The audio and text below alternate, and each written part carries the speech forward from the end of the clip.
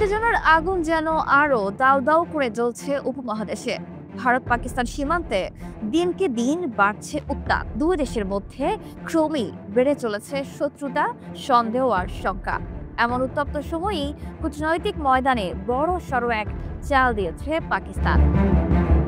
ইসলামাবাদের পক্ষ থেকে সৌদি আরবের পররাষ্ট্রমন্ত্রী প্রিন্স ফয়সাল বিন ফারহানকে ফোন করেন পাকিস্তানের উপপ্রধানমন্ত্রী ও পররাষ্ট্রমন্ত্রী ইসহাক দার। ফোন আলাপে তিনি সরাসরি অবহিত করেন সাম্প্রতিক ভারত পাকিস্তান উত্তেজনার সর্বশেষ পরিস্থিতি। পাকিস্তানের দাবি, ভারত ইচ্ছাকৃতভাবে উত্তেজনা উস্কে দিচ্ছে, পায়ে পাড়া দিয়ে ঝগড়া বাঁধাতে চাইছে। আর কাশ্মীরে ঘটে যাওয়া সাম্প্রতিক সন্ত্রাসী হামলার সঙ্গেও পাকিস্তানের কোনো সম্পৃক্ততা নেই, এই কথা জোর দিয়ে জানান তার। অন্যদিকে ভারত সরকারের পক্ষ থেকে উঠে এসেছে ভিন্ন অভিযোগ। দিল্লি দাবি করছে কাশ্মীরে পর্যটকদের হত্যা করা হয়েছে পাকিস্তানের প্রত্যক্ষ মদদে। তাই ইসলামাবাদকে কূটনৈতিক ও সামরিকভাবে কোণঠাসা করার প্রস্তুতি নিচ্ছে নয়াদিল্লি।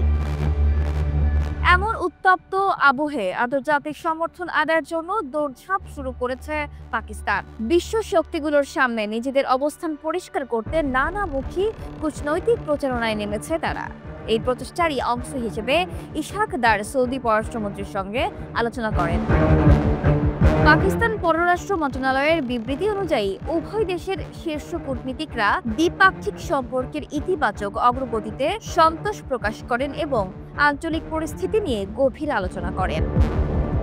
ফোন আলাপে ইসহাক দার সৌদি মন্ত্রীকে জানান, ভারতের একতরফা পদক্ষেপগুলো কেবল দক্ষিণ এশিয়ার স্থিতিশীলতাকে বিপন্ন করছে। তিনি স্পষ্ট করে বলেন, পাকিস্তান শান্তি চায় ঠিকই, তবে নিজেদের সার্বভৌমত্ব রক্ষায় কোনো আপোষ করবে না।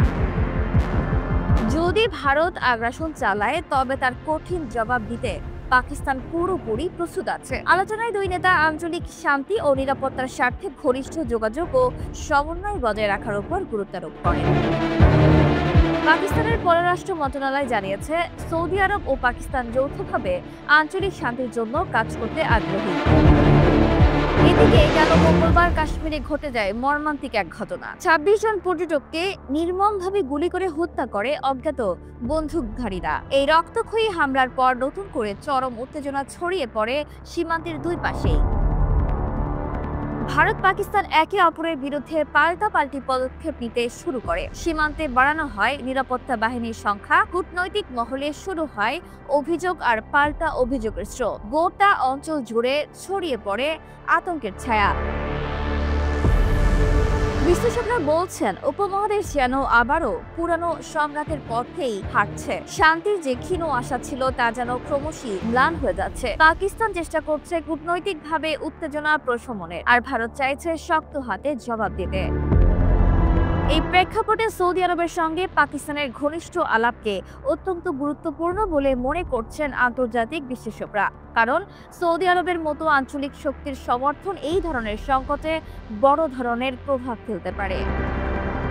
তবে বড় প্রশ্ন থেকেই যাচ্ছে, উপমহাদেশের এই দাবানল কি নিভবে, নাকি আরো ছড়িয়ে পড়বে আগুনের লেলিহান শিখা? বিশ্ব আজ উদ্বিগ্ন দৃষ্টিতে তাকিয়ে আছে ভারত ও পাকিস্তানের দিকে। শান্তি নামবে নাকি শুরু হবে আরো এক ভয়ঙ্কর অধ্যায়? উত্তর দেবে আগামী কয়েকটি দিন।